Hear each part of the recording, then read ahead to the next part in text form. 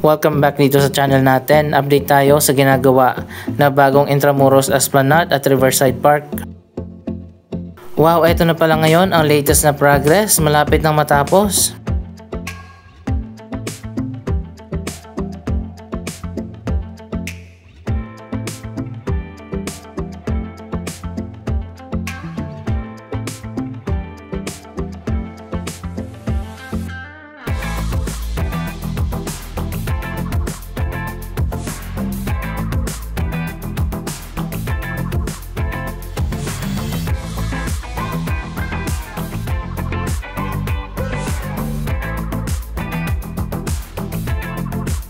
Makikita naman natin, meron ng baluster at meron na rin mga lamppost.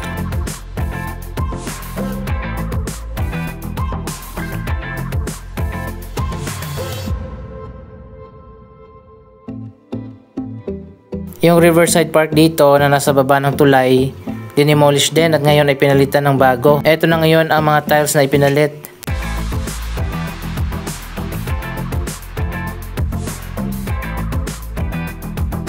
Dito naman sa kabila ang Plaza Mexico, natapos na rin ang ginagawang major renovation.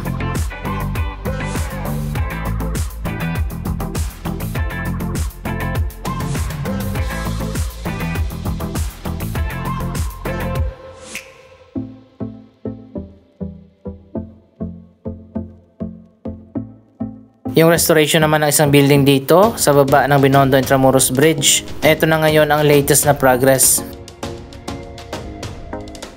Wow, ito na pala ngayon ang bagong walkway.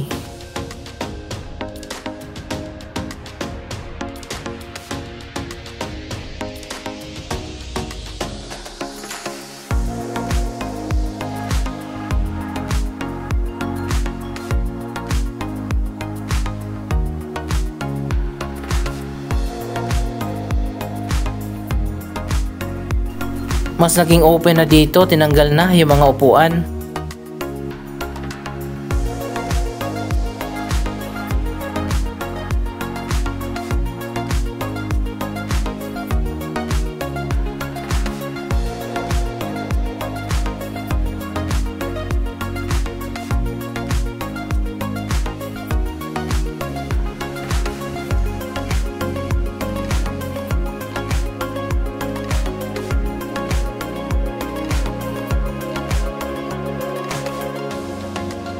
At finally, ito na nga ang bagong Intramuros Riverside Park.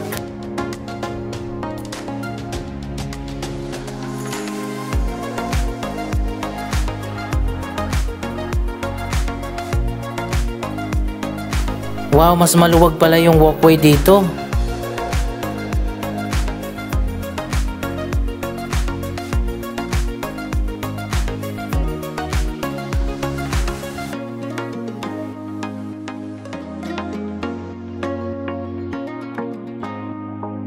Ang ganda siguro nito kapag natapos na.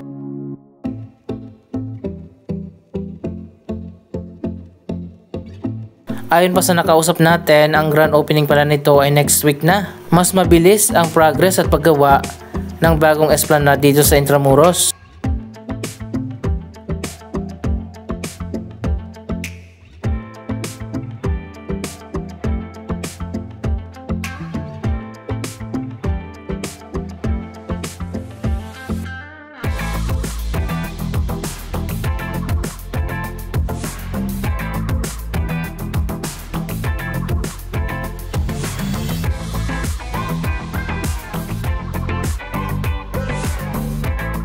Connected na rin yan dito sa bagong Intramuros Riverside Park.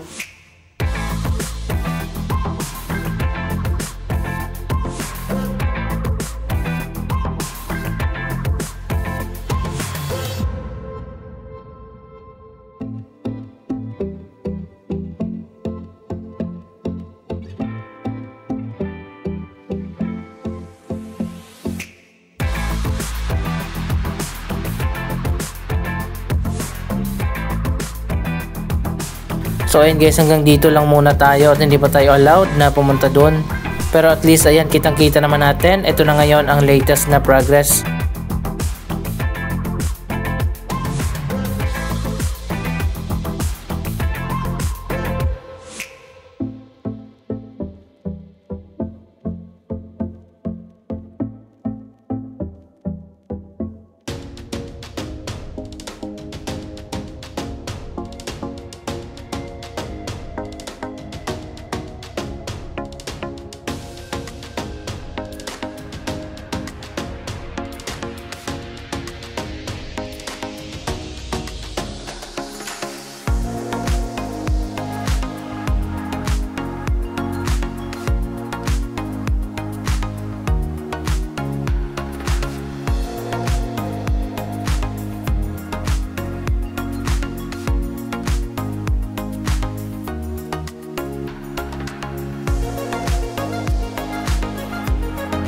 Kung ikukumpara natin, mas simple lang ang design ng bagong Esplanade dito sa Intramuros kumpara sa Phase 1A, B at C.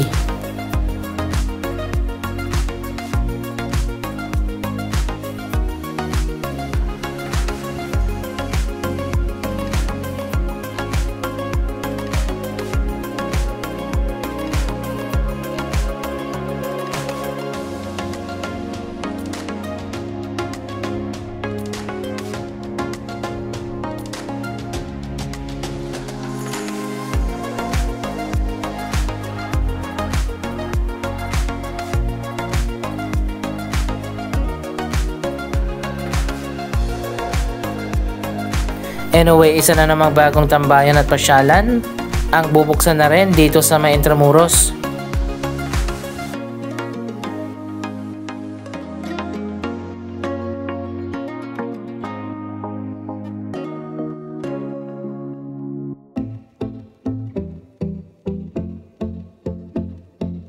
Sana naman kaya ang bagong project na itatayo, yan ang abangan natin.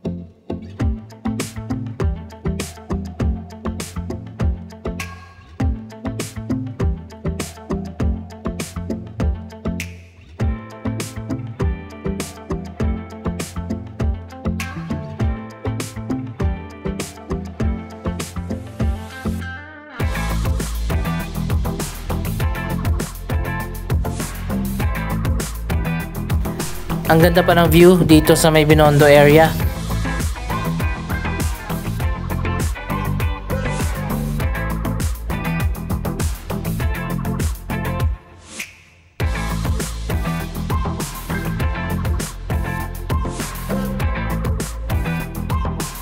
Ang mga proyektong ito ay bahagi ng Pasig River Bigyang Buhay Muli, also known as Pasig River Urban Development Project. Ito ay pinondohan ng mga kilalang negosyante dito sa ating bansa para i-rehabilitate at pagandahin ang ilang mga lugar along Pasig River.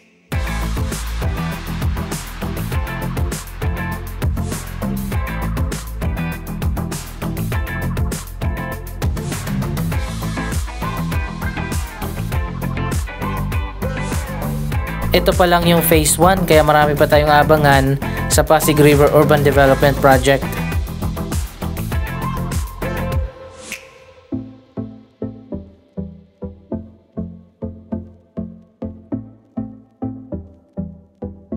Dito naman tayo sa Plaza Mexico na tapos na rin ang major renovation.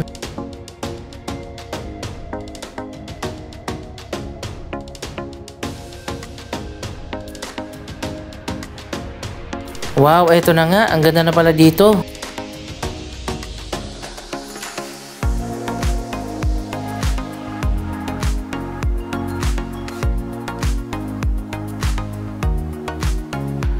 So ayun guys, ang dating madumi at puno ng vandalismo na lugar ang Plaza Mexico dito sa Intramuros, ngayon ay malinis na at mas maganda na.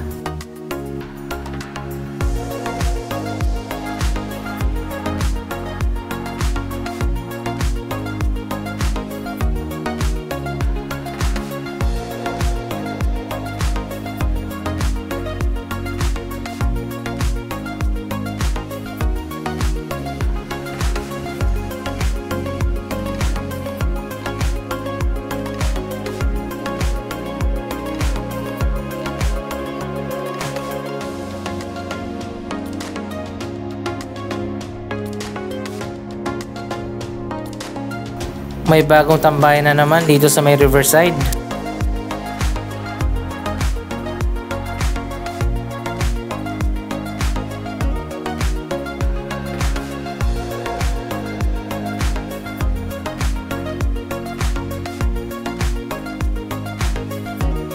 Tapos na rin ang paglalagay ng baluster dito.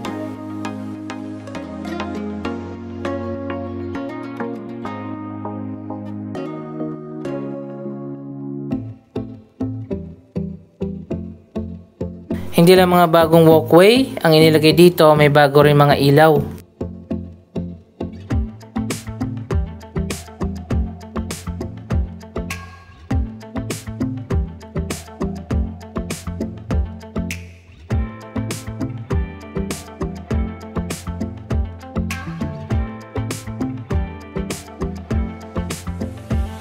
Ayan guys, nakabalot pa yung mga bagong ilaw dito.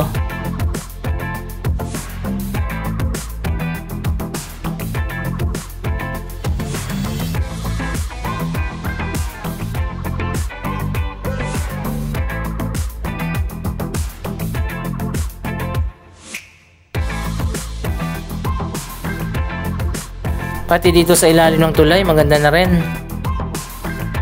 Tingnan naman natin ang Pasig River Esplanade Phase 1C.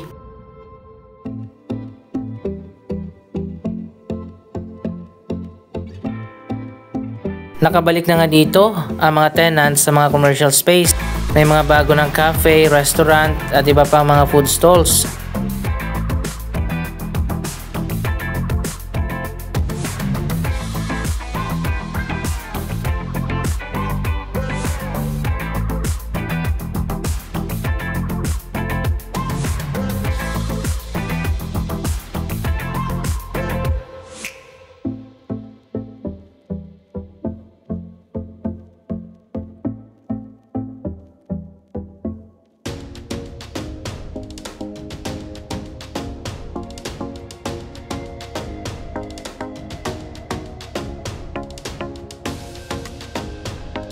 May coffee shop na rin dito, kaya buhay na talaga ang Pasig River Esplanade. Ang sarap ng amoy ng kape.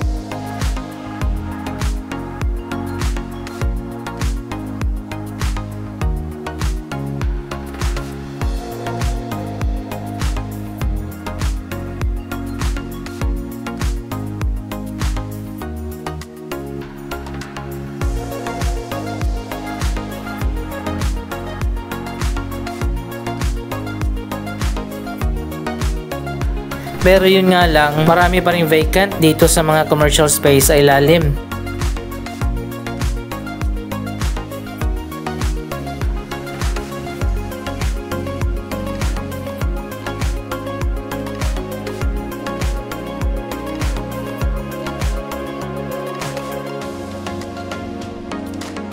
Lumipat kasi ang karamihan dito sa taas. Siguro mas mura yung rent dito sa taas kasi tent lang yon.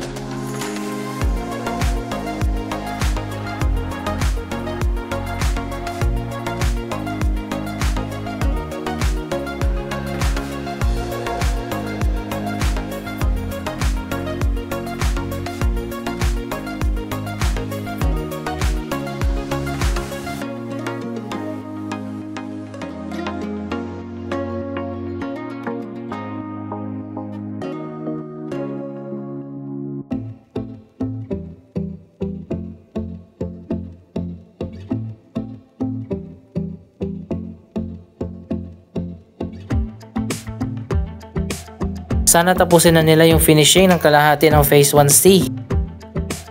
So yun guys, eto na nga yung mga tent dito na may iba't iba mga food stall.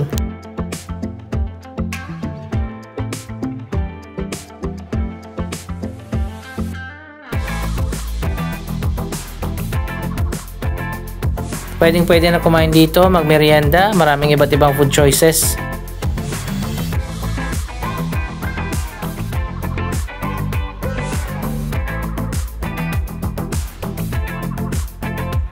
Yun nga lang, mas maganda sana kung nandun sila sa baba, mas organized.